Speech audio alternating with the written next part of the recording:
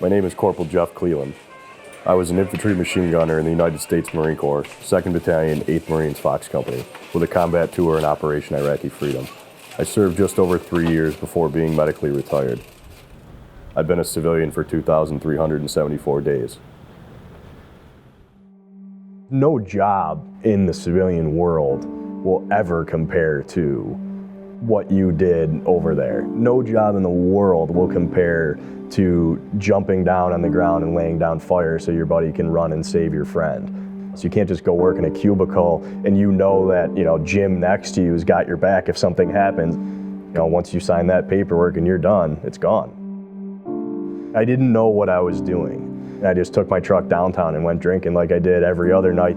I was lost. I was absolutely lost. The vast, vast majority of veterans that come out of the service are able to transition. However, some of them are going to have a rough time for a number of reasons, with health issues, education issues, job issues. We've got to be there. Whatever that issue is, that's what MSI is focused on doing.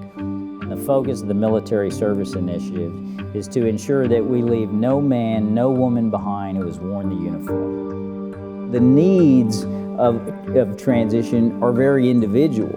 We all have different goals and objectives when it comes to careers and professions. And there are men and women who have made those physical, mental, and emotional sacrifices. In August 2004, we deployed to Iraq. And that first night, we just got hit with like 11, 12, 14 casualties. IEDs, gunshots, sniper wounds, holes to the head, brain matter. It's not pretty. In the emergency room, you don't think about it. You just do what you have to do. But afterwards, after the aftermath, after the storm, that's when you start, processing, seeing people dead, watching them die, taking care of them while they're dying. That was total chaos.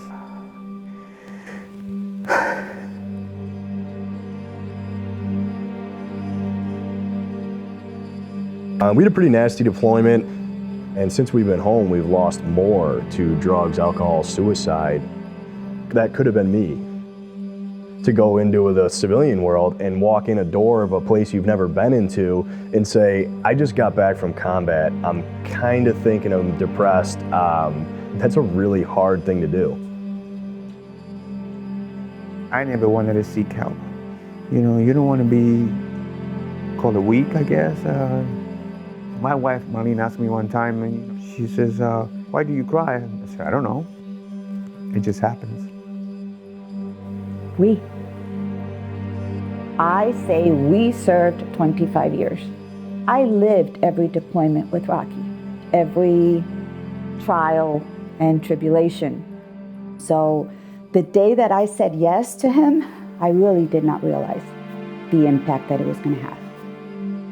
We're together because of our love, but I was almost lost at one point. This person's a very different person. That's a huge, huge issue. You're talking about 10 million people or more of family members that are affected in huge ways. Watching that loved one get off the plane or march across the parade field, and they look exactly like they looked before they left. But then getting them home and finding out that they aren't quite the same. Transition is a challenge for veterans and military families. And part of that challenge stems from establishing a new sense of identity. What is my new mission? What career track do I want to be on? I look at any success story, non-military, military, whatever, there's a common denominator, it's a purpose. And it doesn't have to be work, it can be volunteering, it can be your family.